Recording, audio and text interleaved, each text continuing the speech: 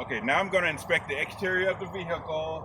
I'm going to go from the driver entry area around the back to the other side. There's anything that's unique to the other side, I'm ordered to inspect that, and I will inspect the underneath of the vehicle. Okay, driver entry area, we're checking the door. We checked it previously. The glass is intact. There's nothing missing, firmly attached. Nothing missing, no damage. It's clear, we can see through it without any obstructions. We will check the operation of it later.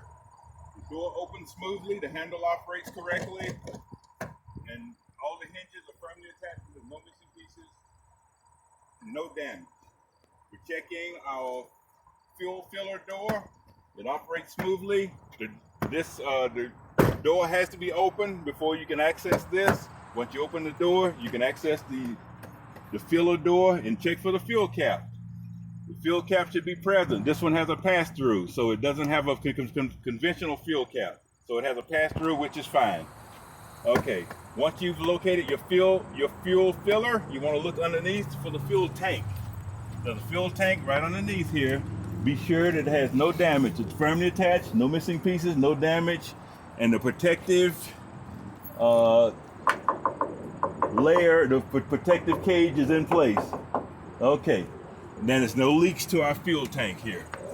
Okay, now we're gonna go down the side of the bus here. The next item would be the stop sign. Stop sign is firmly attached to the vehicle. We see no damage on the outside. The lenses are intact and they're proper color. All the graphics are proper. We open it up.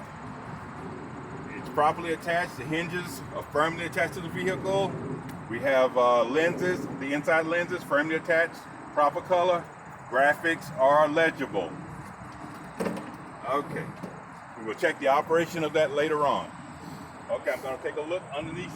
But before I go underneath, I'm going to look at down the side, check all my reflectors, all my reflector tape. It's all intact, no missing pieces, no damage. All my graphics, bus numbers. We're looking at everything here. It's all intact, no missing pieces, no damage. All my windows firmly attached. No missing pieces here. Okay, no damage.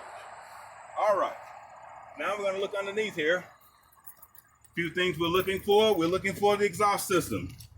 Exhaust system is right here. I'm sorry, it's the silver thing on the other side of the drive shaft. It's firmly attached to the vehicle. We see no missing pieces, no damage.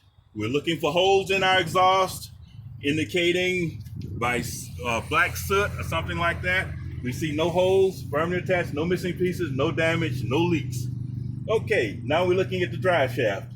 The drive shaft is right here. It's kind of like the rusty colored round component here, and it's surrounded by hangers.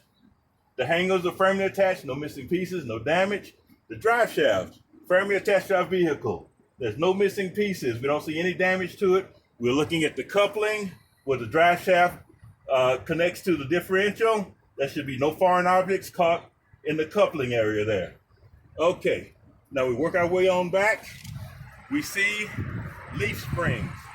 We're gonna inspect the leaf springs. They're firmly attached to the vehicle. We see no damage, no missing pieces. They're laying parallel to one another and they're not scissoring. Okay, they're laying right on top of each other. We're looking at the leaf spring mounts. The leaf spring mount is at the front. This is the front mount. It's firmly attached to the frame and to the leaf spring. This is the mechanism that attaches the springs to the frame. Firmly attached, no missing pieces, no missing bolts, no damage. Okay, at the back of the spring, we can also see the rear spring mount. The rear mount is firmly attached to the frame of the bus and firmly attached to the leaf spring. There's no damage, no missing pieces, and it's in proper working condition.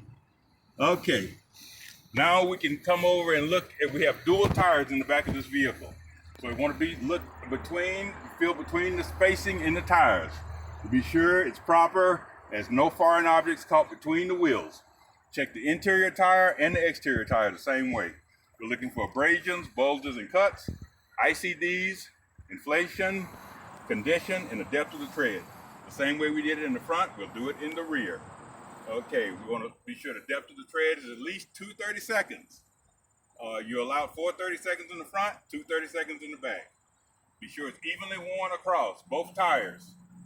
Okay, check that the sidewalls are free of damage, abrasions, bulges, and cuts as best you can on the front, on the inside, and the outside. Okay, and we want to be sure that we check the inflation by using a gauge. If you don't have a gauge, you'll have to use a mallet, a tire mallet. Okay, but the proper way is to check a gauge. Be sure you can locate both valve stems, the inside and the outside stem.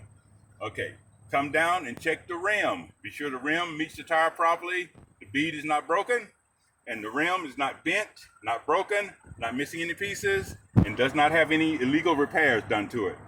Okay, once we've looked at our rim, we want to check the lug nuts. Be sure the lug nuts are present, properly tight, not loose, and look around the lug nuts to see if you see any evidence of over tightening or looseness. Okay?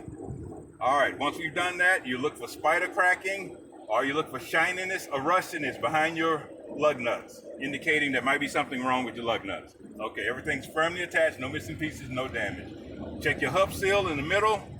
All the bolts are secure, firmly attached, no missing pieces, no damage, and there should be no leaking. If you see any kind of leaking or oil inside your rim, usually indicates there's something leaking from your hub seal. Okay, next thing you want to do is check your splash guard or your mud flap. Be sure it's firmly attached to your vehicle, not missing any pieces, it's not damaged, not cracked or broken. Should not be contacting the ground. Okay, so let's move on around. There's a shock absorber underneath here. Be sure you check your shock absorber. It's kind of hard to see, but it's here somewhere. I think it's kind of in the front. Yeah, right here. I see two of them in the front here. Okay, be sure you check your shock absorber, top and bottom, firmly mounted to the top of the frame and the bottom of the suspension here. Should not be leaking, should be firmly attached to the vehicle, and it should show no signs of damage. All right. Okay.